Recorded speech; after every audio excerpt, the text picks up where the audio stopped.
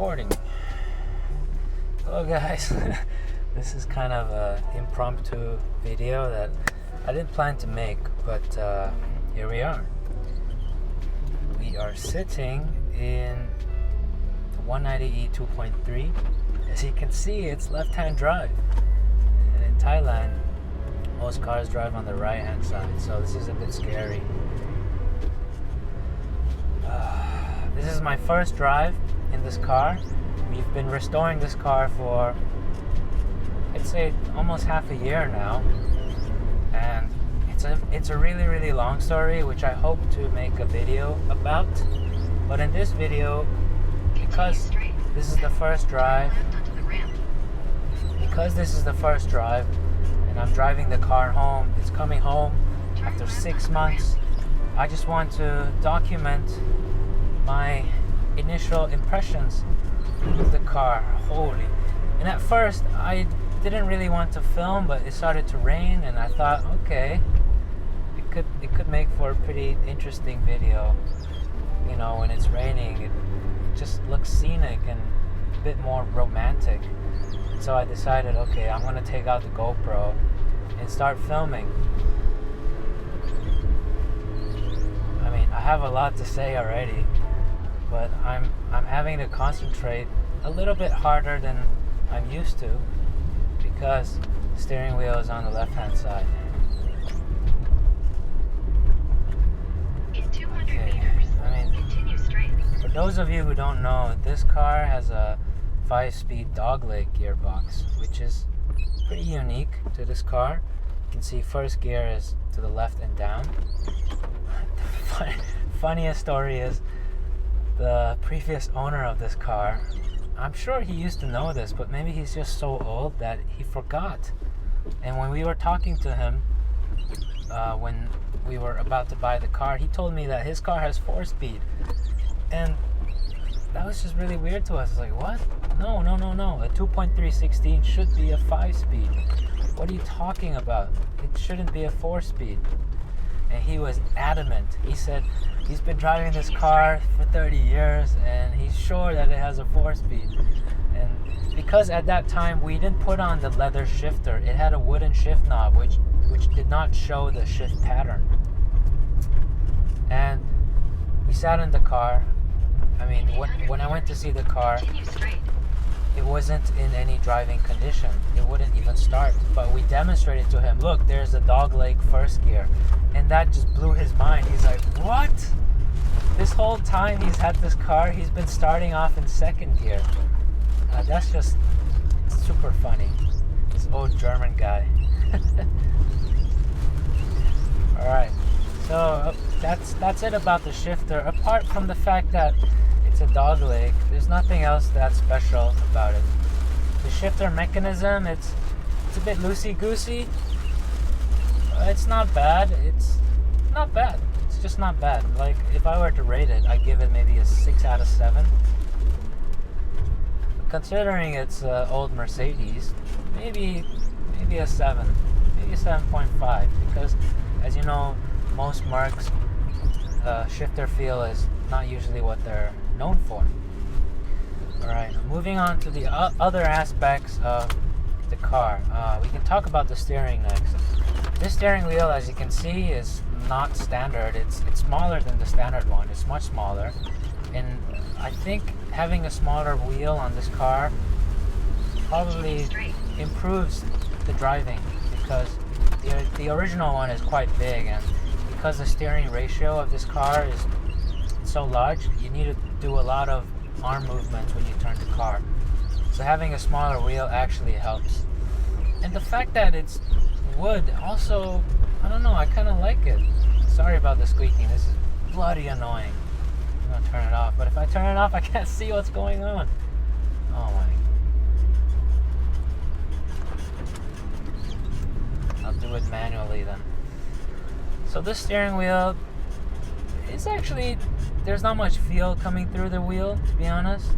There is some feel. I mean, compared to modern electric steering racks, there's much better feel. But if you compare any car from the similar era, like from the 80s, this steering is, in terms of feel, it's not the best. But the turn-in is actually surprisingly good. The initial turn-in is really not that bad at all. I've tried another Mercedes 190e, a 2.3, but that is not a 16 valve. And yeah, I can tell that the steering on this is a bit more, how should I say, interactive when you drive. And of course, compared to the 190, compared to the W124, I think this has the better steering. If I'm not mistaken, I think this has a steering rack instead of a steering box. And that helps with the steering feel. Anything else that I should point out? One thing that really scared me is the coolant temperature. Right now it's saying 90, and the oil temp is saying 120, which is just not possible. We did some troubleshooting, and we think either the gauge or the sensor needs to be replaced. We actually used a thermometer laser gun to measure the oil pan and the oil cooler, and yeah, it doesn't go over 90. I mean, when driving like this, so it's not a big deal. One other thing I should mention is this car has a fully rebuilt engine, because the pistons of the original engine was gone. It just corroded because coolant leaked. And so we are still running it in, and that means I'm not able to rev it out, which is fine because we are stuck in traffic. Next impression that I would like to mention about the driving, apart from the squeaky wiper, it's driving me nuts. In 200 meters, slight left. And sorry about Google Maps. I am really bad with directions. I always get lost. Even though driving the same route every day, I still get lost. Alright, I'm blabbering. The next thing is the clutch. The clutch is surprisingly light, but I've been told by a friend who has driven Mercedes-Benz from this era, he says, yeah, it feels typical in terms of the lightness. Once you get used to the lightness, it's not bad at all. Turn left. The biting point is very predictable. The travel is not too long, not too short. And yeah, no complaints about the clutch. All good. Then the engine. I mean, do I feel the Cosworth DNA of this engine, to be honest? No. And I have to say two main reasons. Because it's still running in, so I haven't been able to rev it past 4 or 5. And I've been told that's where the power band is. You want to rev out this engine. And so I'm afraid that's gonna have to wait. Next, the other reason is the exhaust. I don't think this car has the original exhaust system, and right now you just cannot hear the engine at all. It's so quiet. It just feels like a normal 190e. The Cosworth-ness of it is not making itself present in the drive. But you know, we can change the exhaust pretty easily, and run in will just have to wait. So I will have to circle back in a future video talking about the engine. So we'll skip through that for now. Next we talk about the suspension. As you know, this car was fitted with the notorious SLS, the self-leveling suspension. And we had a choice of removing it during the restoration process, which probably would save us quite a bit of money. But my friend and I, who co-own this car, we decided we want to experience the true 2.316 as it was meant to be driven before we do anything. And so we decided to restore the SLS suspension, everything to factory spec. In fact, the entire suspension of this car has been rebuilt. We spent quite a bit on the suspension of this car. And what does it sum up to? Well, I can tell you that the suspension of this car is not that great. Probably because it's just not suited for Thai roads. Maybe on a glassy road in Germany it would be really nice. But in Thailand, where you have so many imperfections on the road, this car is extremely bouncy. Honestly, this is like one of the bounciest cars I've ever driven. I can feel it bouncing up and down the whole time. And it's not helped by these seats, because these seats inside, it's sprung. You can feel the springs in the seat. It's kind of like an old bed. And so the suspension is bouncing and the seat is also bouncing. So you're kind of on this double bouncing motion, and it can be a little bit uncomfortable when you're driving. And also when it bounces, the seat kind of squeaks. And so I'm having to deal with the squeaky wipers and the squeaky seats. It's all part of the old Mercedes experience. I'm not trying to complain, but just pointing it out. Alright, so we've talked about the shifter, the clutch, the suspension. What about the brakes? Good. That's all I have to say. It's not bad. There is no free play. It starts biting as soon as you press on it. Although the travel is a little bit deep, but that is what you expect from a car like this. And so I don't really have much to say about it. I mean, it's been fully restored too, so it feels very new. It doesn't feel like it needs more work. So yeah. The interior. This is probably my favorite part of this car, is the interior. Look at how original this is. This radio, what is it, Becker? Let's have a look. I don't want to crash while looking at it.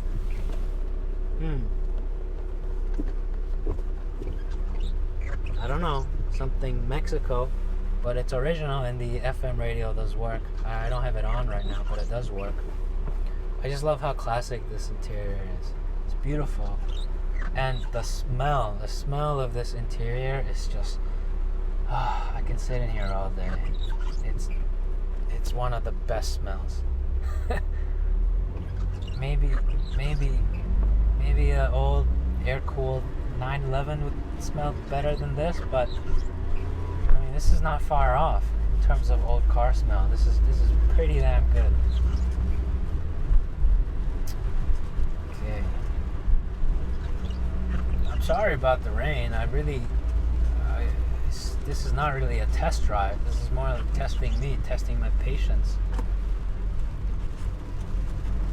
But that is one of the charms of an old Merc, is you can enjoy it while driving slow, because even though this is supposed to be a sport sedan, it's also supposed to be a comfortable cruiser. And one thing I like to point out right now is, as we drive over the puddles, there's no sound. Normally you'll hear the water splashing in the wheel wells, like psh. This is absolutely silent. You are isolated from the puddles, and it makes for a rather luxurious driving experience. This is a nice car. My biggest complaint so far, I mean, apart from the squeaky wipers, because that's our fault. We should have changed the rubber. Apart from that, I'd say the suspension is kind of a letdown. Look, I'm bouncing all over the place. You saw that big splash? I did not feel it at all. Did not feel it. It didn't tug on the wheel, didn't do nothing. That's how a Mercedes should drive. Whoa, that's a big splash. Please don't die. Please don't die. Please don't die. Good girl, good girl. Oh my god, that was nerve-wracking. That was nerve-wracking. my first drive. Remember, guys, I am still learning this car. You know, when you get a new car, you have to. It takes time to bond with it. It takes time for your muscle to memorize all the different actuations of the car. And to make things more complicated, this is a left-hand drive, so I'm having not just to learn the car, but also to drive on the wrong side of the road. But the important question is, am I enjoying it? And the answer is, yeah, I am. As soon as I stop thinking about, oh, the coolant temp, the oil temp, as soon as I tell myself, no, don't look at the gauge is wrong, don't worry, the temperature is fine, and just relax and really focus on driving the car, it's a wonderful car, wonderful. Although I do wish I can hear the engine a bit more. I honestly don't hear jack shit right now. No intake noise, no exhaust noise. Where is the Cosworth DNA?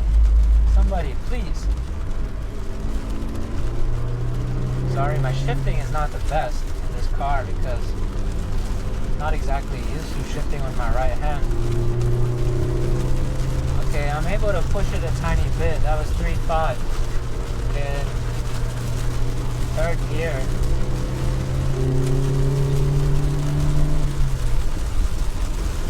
Shifted at 4,000 in a tiny bit just now. It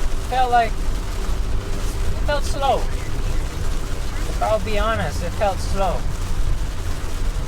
But, you know, the power is up top in this car, so I'm not gonna judge it just yet. I'm not gonna draw any conclusions.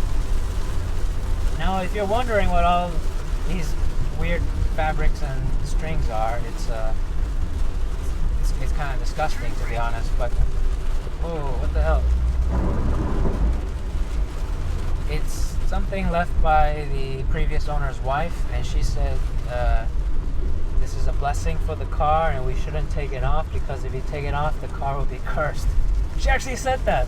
So during the restoration process, none of us dared to remove the strings. You see there's the string here as well, and probably on that side too. I mean, I'm not a religious person, I'm not a superstitious person, but yeah, I think I'll cut it off later. But during this first drive, I didn't want to jinx anything, so I'm leaving it on for the first drive. Make sure I can make it home, and I think we can make it home because we're nearly there. We are nearly there. What a lovely car.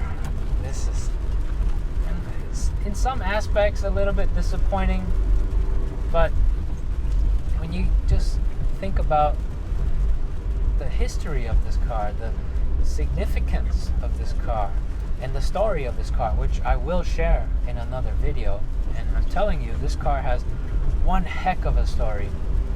When you think about all that, and you just enjoy, just relax, this car is amazing. It's great.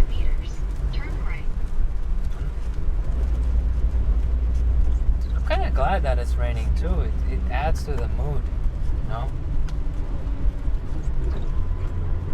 I'm genuinely surprised by how well it handles these puddles.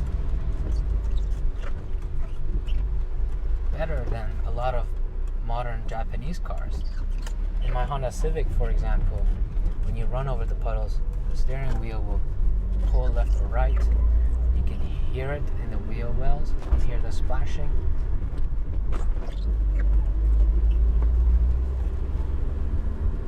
One thing I haven't talked about yet is the styling, the exterior of this car.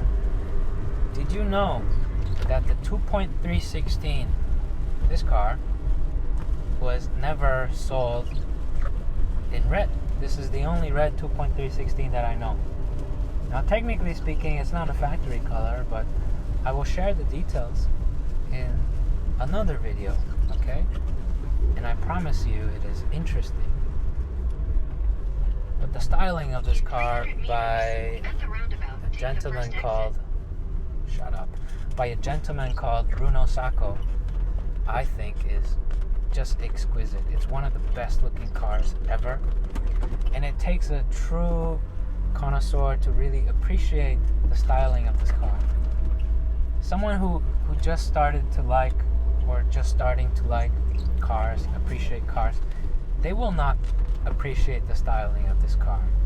It takes years of building a taste for you to truly appreciate the styling of a car like this. It's just magnificent. It's beautiful, understated, elegant, and timeless.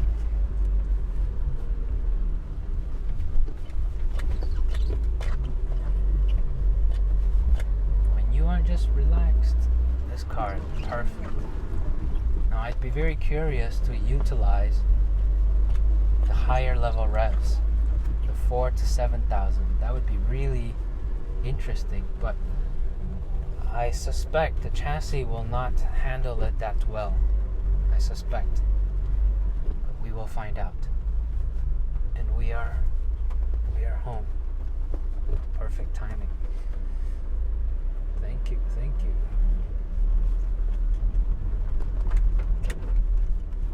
Don't know if you heard the rumbling when turning. That is the limited slip differential. This car came with a limited slip differential. Can you believe that? Anyway, that's all for now. I hope you enjoyed the video for what it is. Unplanned, completely unplanned, spontaneous video. Anyway, thank you for watching and stay tuned for the full story of this car. Bye guys.